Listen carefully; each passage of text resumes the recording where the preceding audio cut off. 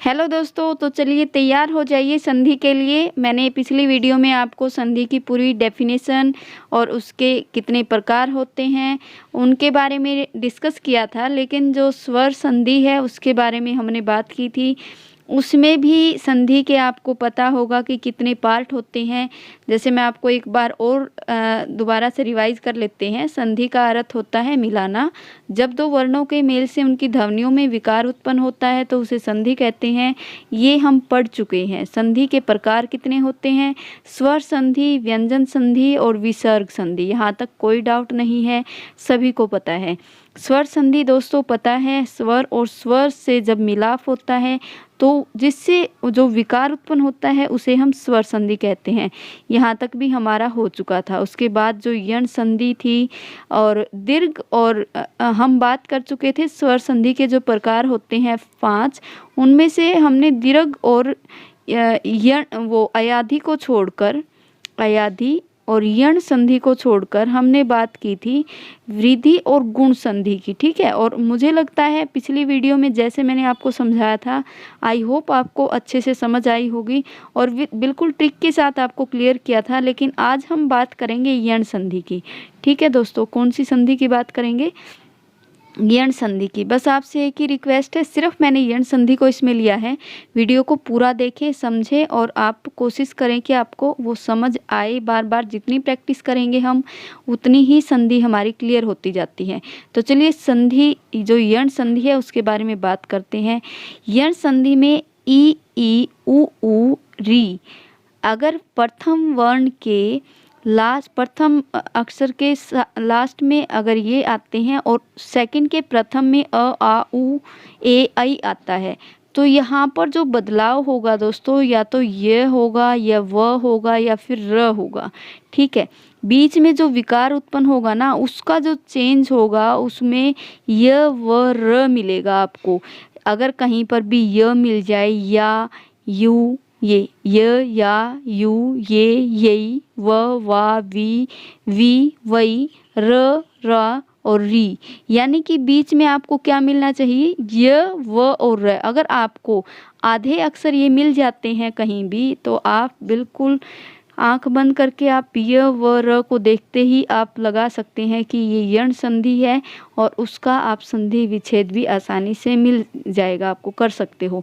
यानी कि क्या मतलब हुआ? कोई ना कोई अधूरा शब्द जब आपको मिलेगा बीच में य व र में से तो आप समझ लेना कि वो कौन सी संधि है दोस्तों। वो संधि है आपकी यण संधि। ठीक है, तो ये हमने अभी बात की यण संधि की।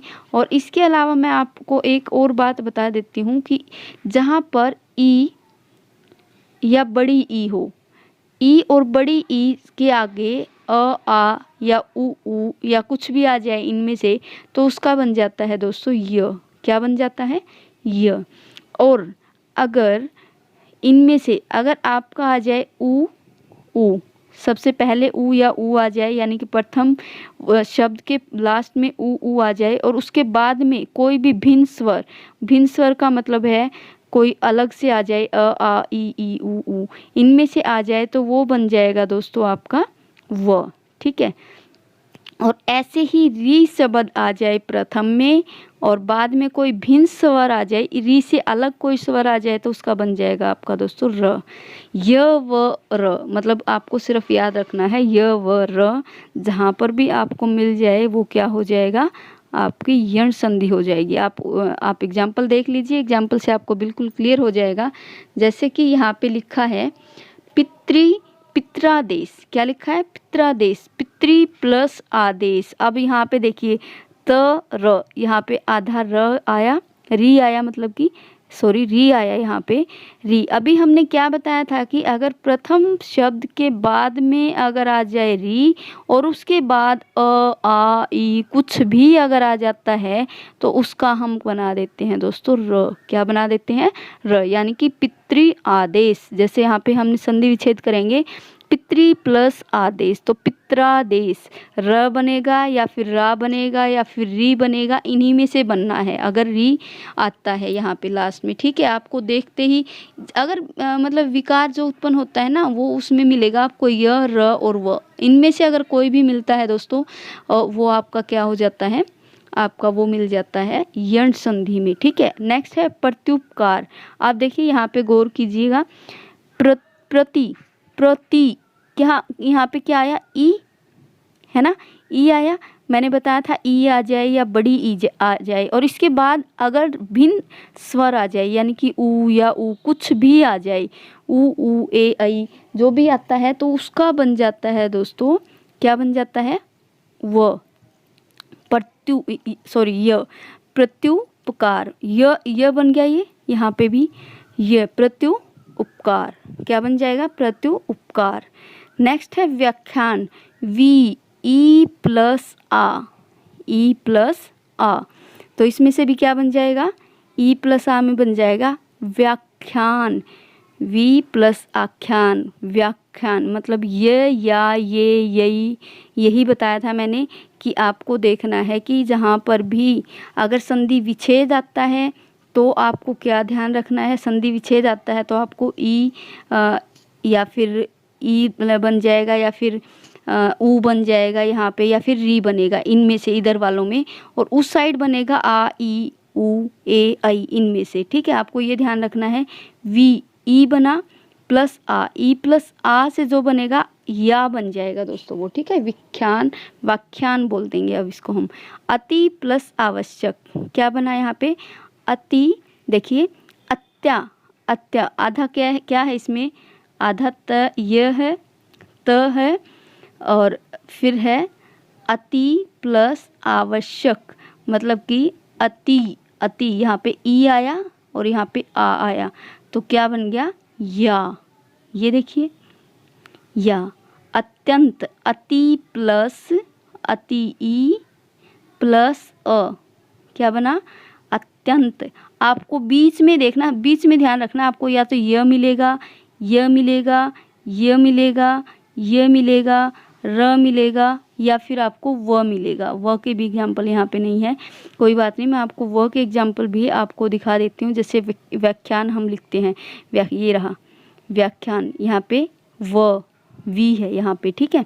और इसके अलावा आप ये देख सकते हो नी, आपको अगर मैं दे दूँ संधि में न्यून, न्यून तो ये क्या बन जाएगा, नी प्लस ऊन, नी प्लस ऊन, यानी कि हम इसको देखेंगे, इसका हमें क्या बनाना है, नी, नू या फिर री बन जाएगा, नरी, इस तरीके से, ठीक है।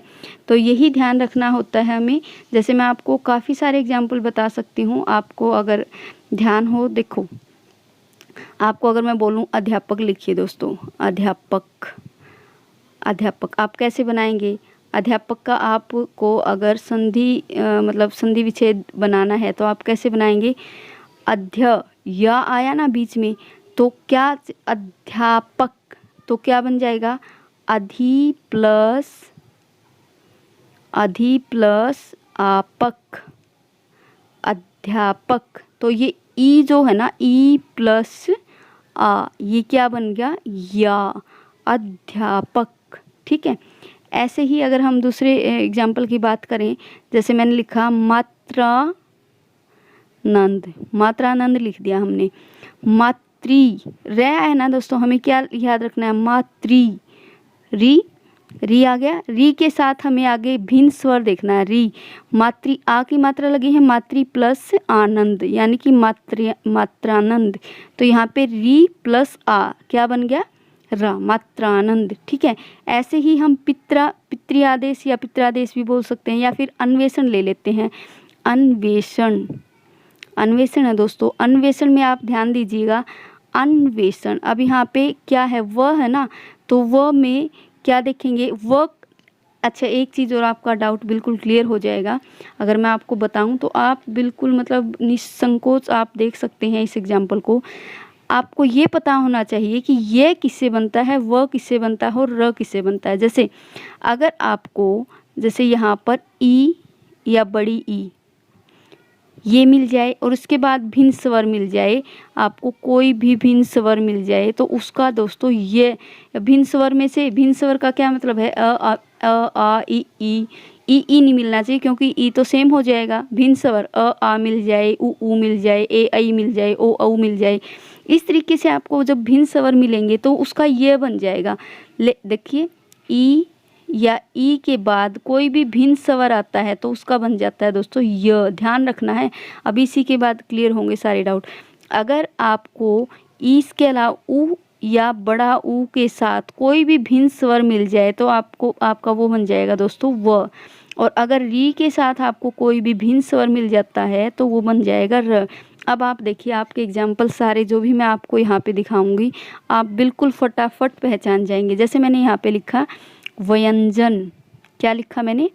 व्यंजन। सबसे पहले आप ये देखिए, ये क्या आया है?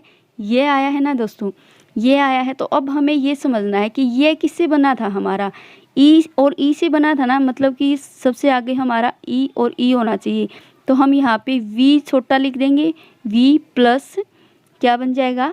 We plus. अब देखो यहाँ पे अ की मात्रा, कोई आ की मात्रा है, ई की, ऊ की कुछ भी नहीं है, तो अ मान लेंगे हम इसको। अंजन, क्या बन जाएगा? वी प्लस अंजन। कोई डाउट यहाँ पे? क्योंकि यहाँ पे हमें सिर्फ ये देखना है, ये है तो हमें ई का यूज़ करना है। छोटी ई हो सकती है, बड़ी ई हो सकती है, वो उनका मूल रूप होता है, हमें देखना होता है।